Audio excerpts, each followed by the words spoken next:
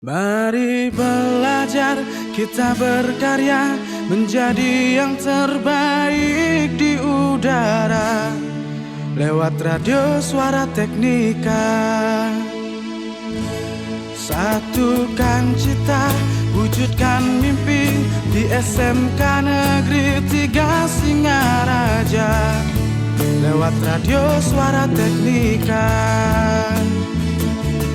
Mari belajar, mari berkarya, satukan langkah, jangan pernah menyerah. Mari belajar, kita berkarya menjadi yang terbaik di udara lewat radio Suara Teknika. Satukan cita, wujudkan mimpi di SMK Negeri 3 Singaraja lewat radio Suara Teknika. Mari belajar, kita berkarya menjadi yang terbaik di udara lewat radio Suara Teknika. Satukan cita, wujudkan mimpi di SMK Negeri 3 Singaraja lewat radio Suara Teknika. Lewat radio Suara Teknika.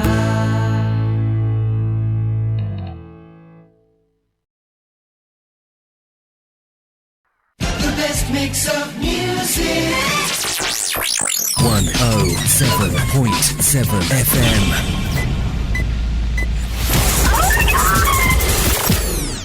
Oke, selamat siang sahabat Teknika, berjumpa lagi nih di program Bincang Dudika ya, bareng saya Widi di hari Kamis manis di tanggal 25 Juli 2024. Dan seperti biasa di program Bincang Dudika kali ini kita sudah mengundang narasumber seperti biasa nih bareng Pak Timbul dari Suzuki Indo Bali ya. Dan untuk program Bincang Dudika kali ini kita punya topik transmisi manual, karena kita bakal belajar nih Pak Timbul ya. Iya Bu. Transmisi manual tuh kayak gimana nantinya di dunia otomotif. Dan untuk sahabat Rika yang ingin mendengarkan program acara ini bisa dengerin di 107,7 FM dan yang pastinya di live streamingnya di YouTube SMK Negeri 3 Singaraja dan juga Facebooknya Suara Teknika Singaraja. Jadi untuk sahabat Rika yang pingin tahu nanti ya, kepo banget, yang pingin bertanya tentang transmisi manual ini bisa komen di kolom komentar nanti ya. Dan Pak Timbul, selamat siang. Kita sudah 2 kali nih nggak ketemu nih Pak. Iya, kita udah 2 kali karena kebentur acara ya, masing kesibukan masing-masing jadinya. Sekarang Pak Timbul aja nih juga yang ngisi ya, belum ada penggantinya juga ya dari Pak Andi kemarin ya. Mungkin ada nanti ya. Nanti. Biar banyak sumber kan banyak pengetahuan juga. Benar banget Pak Timbul. Dan untuk topik pembahasan kita kali ini itu ada transmisi manual. Iya. Nah, Widi nggak tahu nih Pak ya, apa sih yang mana sih yang dinamain transmisi manual? Oh gitu, pengen tahu. Pengen tahu, bukan Harus tahu tahu aja. dia. Yang mana tuh Pak? Bisa dijelaskan mungkin? Ya, selamat siang para sahabat Dudika dimanapun Anda berada, di udara, di laut, dan di angkasa mungkin ya. Benar. Semua yang berada, semua sehat selalu, bahagia selalu seperti slogan kita ya. Selalu bahagia. Salam dan bahagia. Harus bahagia, Harus bahagia terus. ya. Jadi untuk pertemuan di kali ini kita mencoba membahas, mereview tentang transmisi manual. Jadi pada suatu kendaraan itu kan dilengkapi beberapa sistem, termasuk sistem kemarin sempat bahas sistem bahan bakar. Benar. Sempat bahas sistem pendinginan.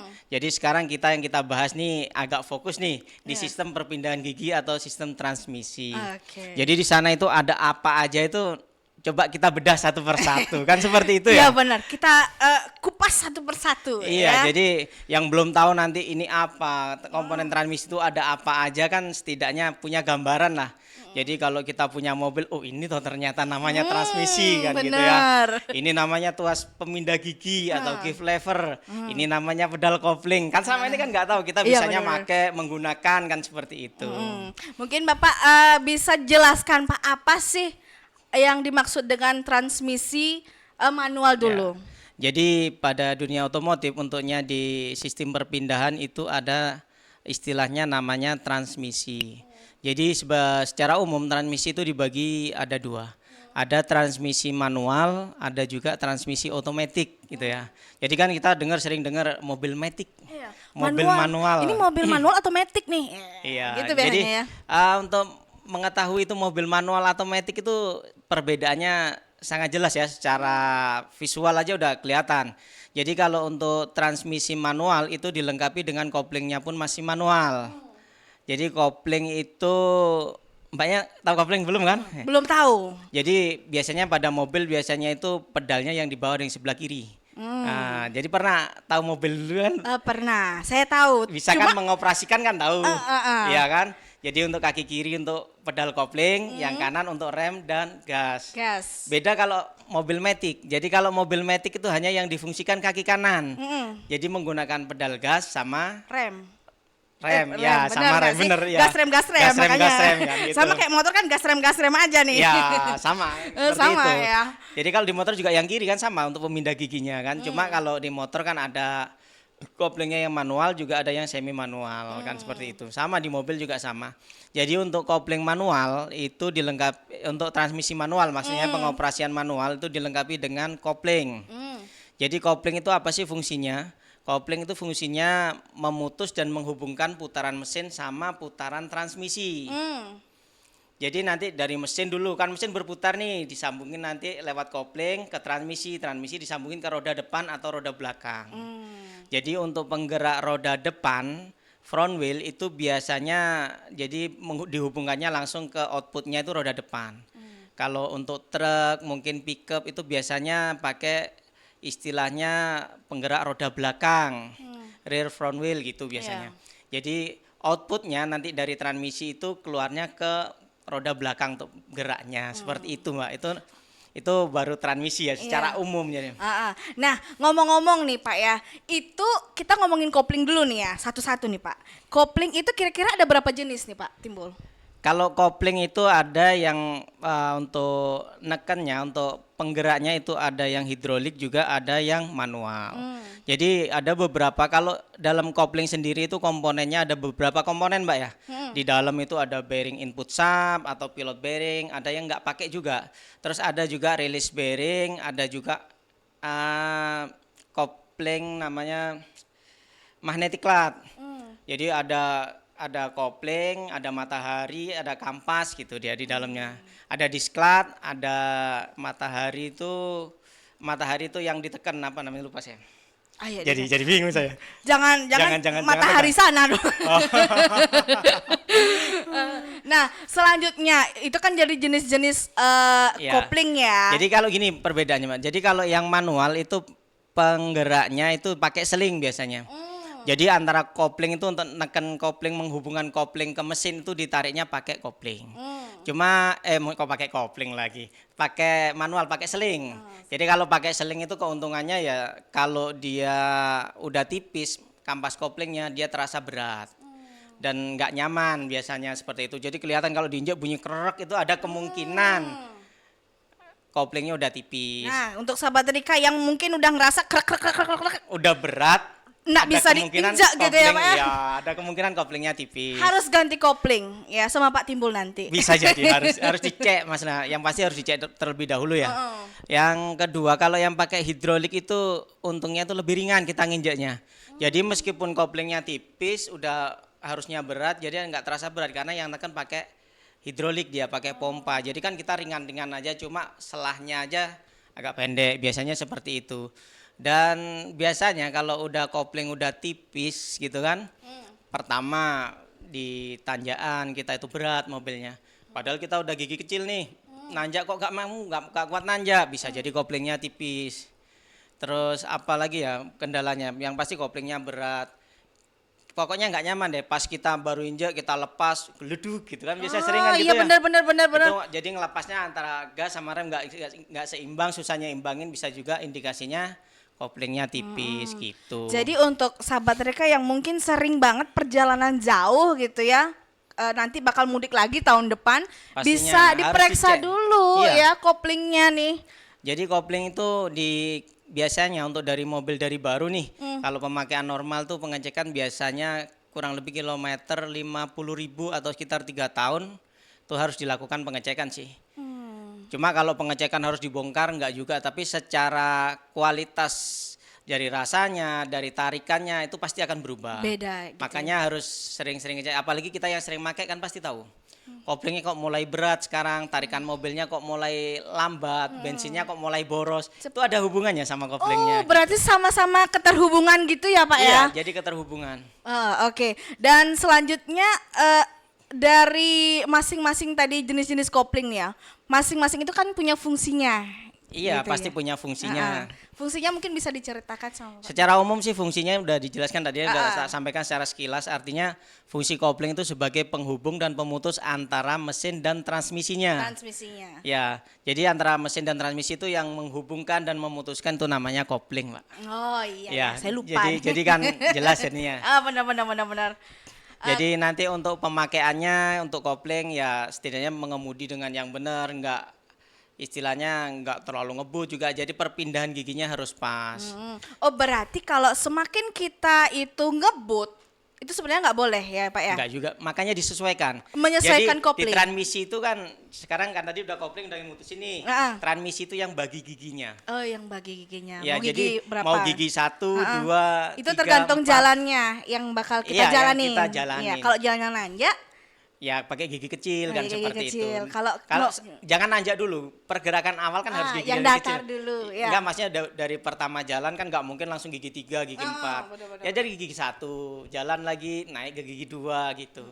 Seperti itulah pemakaiannya. Jadi untuk mobil manual di kita sih rata-rata itu ada 5 percepatan, 1 mundur giginya. Nah, kan udah paham kan kalau gigi Iya, 1 di benar. sebelah kiri ujung itu gigi 1. Sebelah kiri belakang gigi 2. Jadi di tengah-tengah itu pasti netral. Kadang kita kan nggak sadar nih udah gigi 3 jalan nyetir enak lah, tahu-tahu kesenggolan atau apa, tahu-tahu di netral digas nggak mau lari mobilnya. Itu balik ke netral jadi. Oh iya benar. Jadi secara pengoperasian kita harus paham dulu. Jadi dari gigi 1, 2 kita membaca di tuasnya itu kan ada biasanya simbolnya itu 1, 2, 3, 4, 5, 6. Syukur-syukur kan ada yang di panelnya. Iya benar. Kalau di motor kan ada dilengkapin kadang ya gigi 1, gigi 2. Bener, nggak kelihatan tuh Pak ya kadang-kadang ya. Iya, itu kan kita harus sebenarnya pakai feeling aja sebenarnya, pakai merasa karena kita udah sering pakai. Kalau pertama jalan kan nggak mungkin langsung gigi 3 kan nggak kuat lari dia. Benar. Harus gigi 1. Sama di mobil harus seperti itu juga gitu loh. Nah sering sekali nih Pak ya, saya ngerasain dan pernah ngerasain juga sih. Kadang-kadang di lampu merah nih Pak Iya. timbul ya. Sering banget gitu kan tiba-tiba udah ngegas tapi mati jadinya kan. Mati gitu. Ya nggak jalan ya. Gimana tuh Pak? Itu sebenarnya tipnya gini, artinya kita untuk belajar mobil tuh harus kita itu nggak boleh panik, satu. Kita itu harus fokus. Jadi kalau kita mau jalan, yang diinjek koplingnya dulu, baru masukin giginya, RPM-nya di angka 3.000 baru dilepas pelan-pelan. Kalau langsung dilepas pasti mati. Oh gitu. Jadi semua pakai trik gitu ya Pak ya? Iya pakai trik. Ya, apalagi jalannya agak turun ya. Pasti mbaknya takut nih kena di yang sambangan belakang tuh nih. lah ya, di Ya. sambangan tuh kan gini tuh Pak. Iya. Gimana tuh nanti tuh? Jadi ngelepasnya harus pas ya, antara gasnya sama pedal koplingnya harus balance ya, nggak boleh koplingnya duluan, gasnya kebesaran juga nanti bisa lompat gitu. Aduh bahaya banget nih ya Pak ya. Makanya kita itu harus tenang gitu loh, harus bisa menguasai sebenarnya itu. Ini untuk sahabat Rika yang suka panikan nih, sama banget kayak Widi panikan. Jadi bisa dengerin gimana sih sebenarnya cara buat mindahin kopling ya Pak ya? Iya, bukan mindahin kopling, giginya, gigi Giginya, transmisi. ya benar. Jadi kalau kita mau maju, koplingnya dulu kita injek full, masukin giginya, kita lepas pelan-pelan sambil gasnya dinaikkan di berapa ribu RPM gitu kan. Mungkin di 2000 sambil dilepas pelan-pelan. Tapi kalau kita mau berhenti, jangan Jangan pedal koplingnya diinjek duluan. Terus apanya tuh, Pak? Yang diinjek rem duluan, Rem kalau sudah duluan. mau berhenti baru koplingnya diinjek biar mesinnya nggak mati. Oh. Kalau mbaknya injek pedal kopling, nanti bakal nyelonong, mobilnya kenceng, jadinya larinya Berarti kecelakaan yang sering terjadi mungkin karena itu ya, karena Pak ya? panik biasanya. Karena panik ya, Pak ya.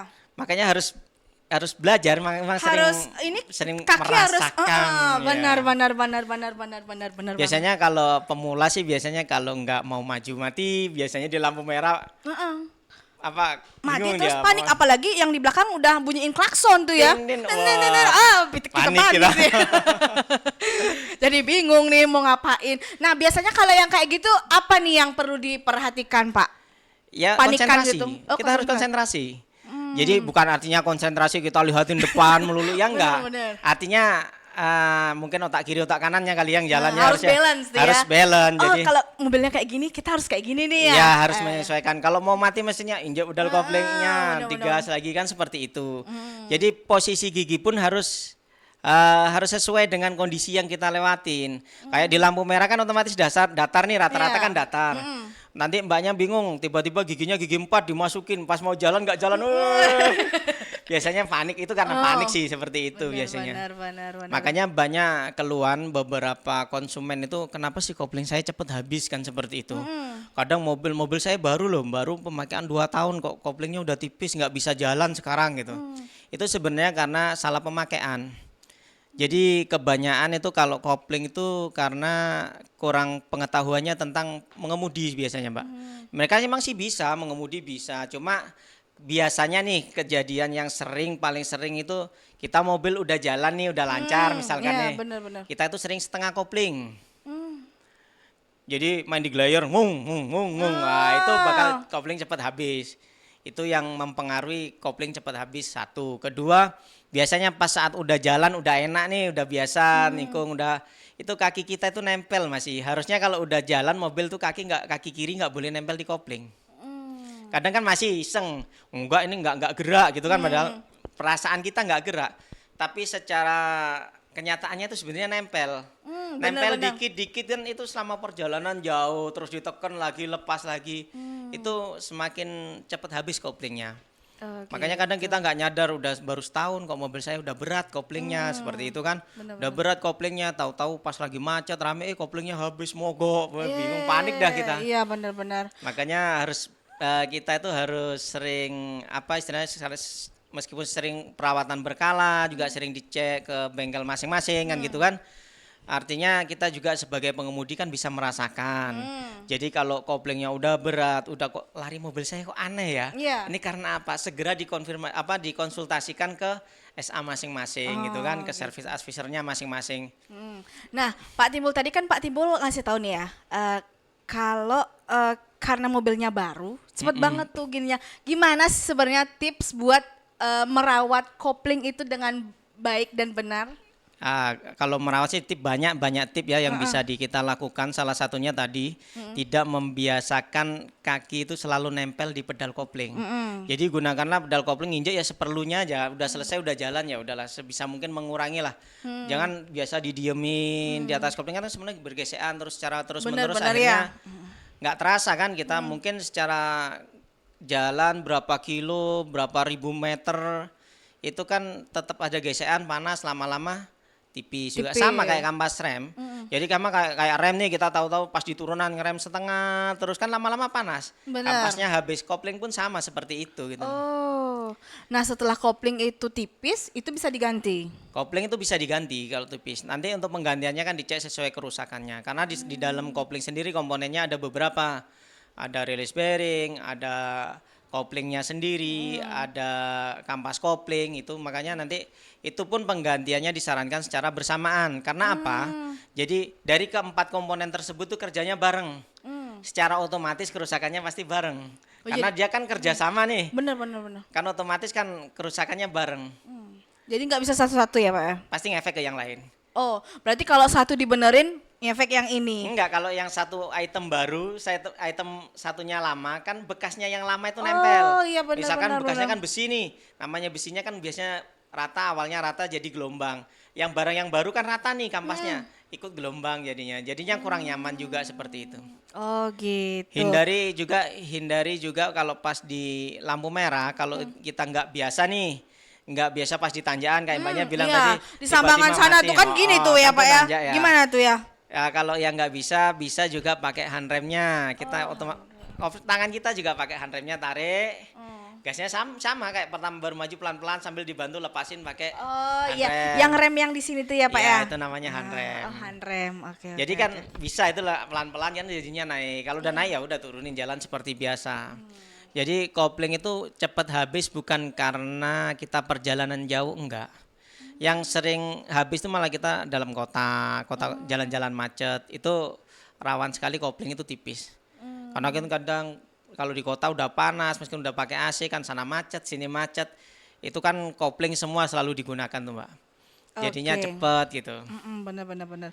Dan di sini kan ya Pak ya di tips pengoperasian kopling manual pada kendaraan. Nah, hindari periksa sistem hidrolik kopling. Sistem hidrolik kopling itu yang mana? Yang kopling hidrolik itu kan ada minyaknya. Oh, yang tadi itu ya? Ada minyak koplingnya. Jadi kan waktu servis berkala harus dicek dia apakah dia ada bocor atau enggak.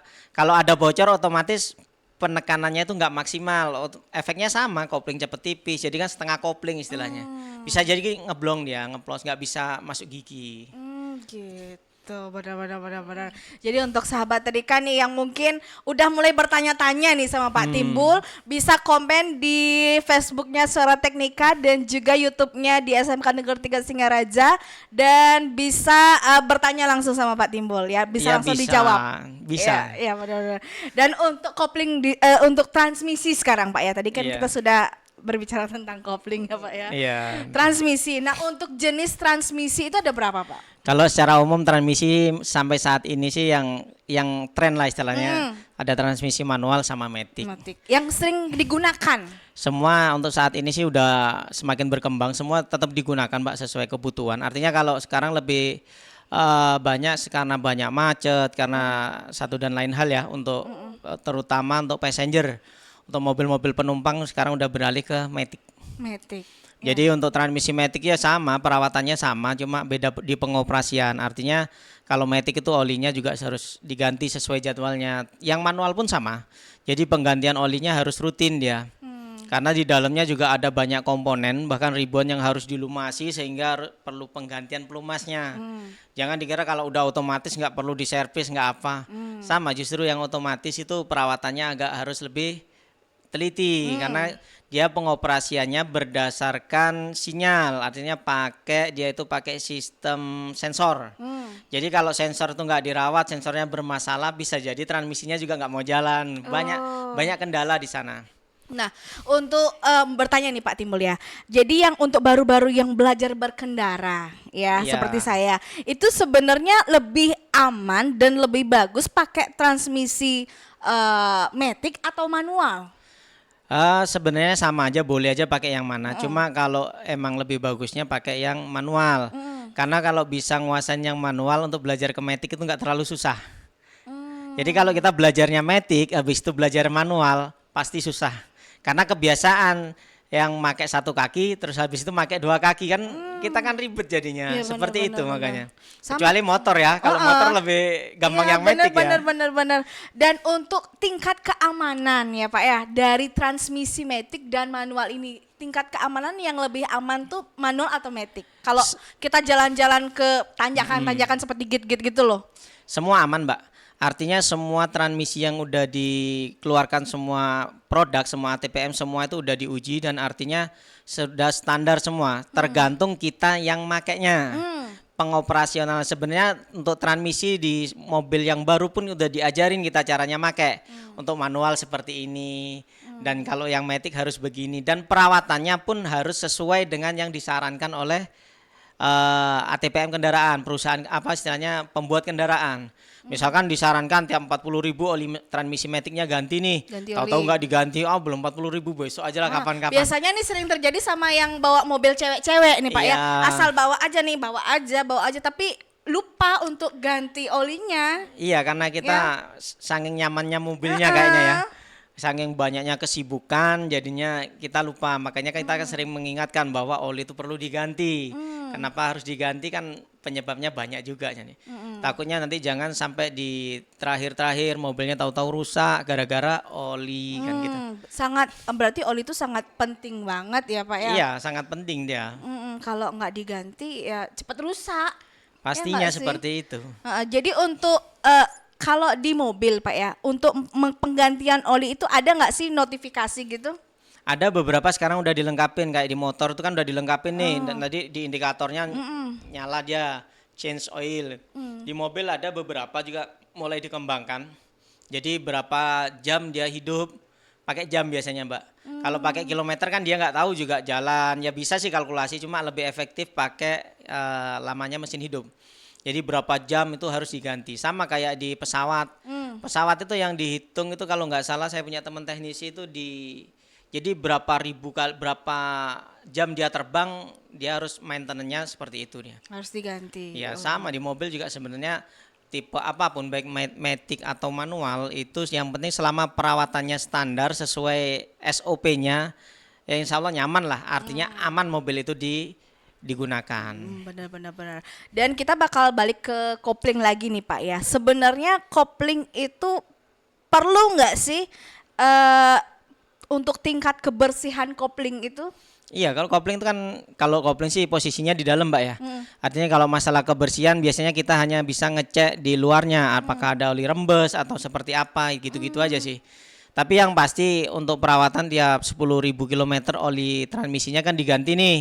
Di sanalah kelihatan biasanya dicek sekalian baik secara fungsi secara manual atau lihat secara fisiknya itu ada rembes atau bagaimana atau juga mungkin ada masukan dari konsumen nih. Mobil saya kayaknya kurang enak deh koplingnya pas jalan nyendat-nyendat atau bagaimana apakah koplingnya atau apa biasanya seperti itu. Gitu, oke. Jadi untuk sahabat Trika yang mungkin udah ngerasa aneh baru berkendara agar mengemudinya aman, kamu harus periksa satu persatu ya Pak ya. Kalau Ya, ini rasanya perawatan berkala. Perawatan berkala. Nah untuk perawatan berkala itu biasanya berapa bulan sekali? Kalau di Suzuki sendiri itu perawatan berkala itu di 10.000 km atau 6 bulan. 6 bulan. Jadi mana yang dicapai dahulu? Jadi mobil itu tiap 6 bulan harus check up lah. Setidaknya mengecek komponen-komponen yang selalu difungsikan setiap hari gitu loh. Apalagi kalau perjalanannya terus jauh gitu ya Pak ya nggak sih? Ya nggak jauh juga sih meskipun yang deket kan aktif enggaknya mobil itu kan kelihatan dari kilometernya. Berarti kalau mobilnya diem terus menerus juga itu nggak bagus. Nggak bagus, sama kita diem kayak patung selama sebulan kan juga kita nggak. Sama kan mobil didiemin sebulan. Lama-lama kalau nggak digigit tikus apa ada sama ya kita suruh berhenti iya, berdiri seharian kan bermasalah juga lututnya pegel kepala pusing kan saya seperti kira itu. kalau mobil diam itu dia aman-aman aja tuh Pak, berarti enggak Pak ya harus terus tetap namanya pengecekan harus tetap dilakukan lah. Benar. Oke, untuk sahabat Rika ya yang mungkin tadi sudah menyimak beberapa informasi mengenai kopling kemudian transmisi di topik pembicaraan kita kali ini dan tentunya di dunia otomotif. Nah, yang terakhir nih Pak ya, pesan dan harapan nih dalam transmisi untuk pengemudi semuanya nih ya. Untuk perawatan. Untuk perawatannya gimana Pak? Jadi untuk sahabat teknika semuanya ya yang mendengarkan saat ini ya kayaknya seru banget deh ini. Jadi untuk perawatan kopling ataupun transmisi sendiri itu bisa dilakukan secara berkala untuk pastinya ya. Yep. Selain dilakukan perawatan juga kita kan bisa merasakan. Artinya bila ada kendala di mobil kita bisa langsung konsultasikan ke bengkel masing-masing. Ke bengkel yang resminya, misalkan seperti itu kan, harusnya kan seperti itu emang. Benar. Jadi untuk penggunaan kopling hindari penggunaan setengah kopling, itu harus kita sering-sering kita hindari penggunaan setengah kopling, terus kaki nempel di kopling. Kalau selama itu dijalankan sih dengan mengemudi yang benar, saya yakin sih mobil akan tetap aman mengawal aktivitas kita sehari-hari. Nah, mau nanya nih Pak ya, kan kadang-kadang gitu ya Pak ya, kita kan perjalanan jauh nih, Iya. perjalanan jauh. Terus kalau kita tiba-tiba di pertengahan jalan, mobil kita tuh agak sedikit terganggu. Nah, untuk ke bengkel resmi itu kan jauh. Kalau bengkel yang deket-deket sana tuh gimana Pak? Sekarang kita ada jaringannya online Mbak, tenang aja Mbak. Selama sepulau Jawa se-Indonesia pun sekarang udah banyak. Setiap bengkel resmi itu punya namanya emergency call. Bisa langsung lihat di buku Berarti servisnya, tinggal telepon telepon aja. kita cus datang. Jadi kayak di Singaraja sendiri di Suzuki kan udah dilengkapin, kita ada emergency 24 jam, ada service car. Jadinya untuk berkendara untuk keluarga besar Suzuki insya Allah sih aman. Nggak usah Tinggal- khawatir. nggak usah gitu khawatir, ya. tinggal telepon aja telepon kalau aja, selama perjalanan. Kita Ya. datengin seperti itu. Oke, sahabat Rika, itu dia untuk pembicaraan untuk di transmisi manual yang sudah kita bahas pada kesempatan kali ini. Nah, penting banget nih sahabat Rika untuk merawat dan mengoperasikan kopling manual dengan baik. Itu akan memperpanjang umur kopling dan menjaga kinerja kendaraan sahabat Rika agar tetap aman saat sahabat Rika gunakan ke sana kemari kerja ya, dan yang pastinya seperti katanya Pak Timbul tadi, tetap yang namanya gini perkala ya, apa namanya? Perawatan berkala agar kendaraan sahabat Rika tetap aman juga Iya. ya. Dan segitu dulu untuk program Bincang Dudika pada kesempatan kali ini, dan jangan lupa nantikan Bincang Dudika selanjutnya di minggu depan bareng Pak Timur juga mungkin. Boleh. Kita akan membahas banyak banget ya mengenai ilmu-ilmu di dunia otomotif. Dan segitu dulu pada kesempatan kali ini, kita tutup dengan bye-bye. Bye.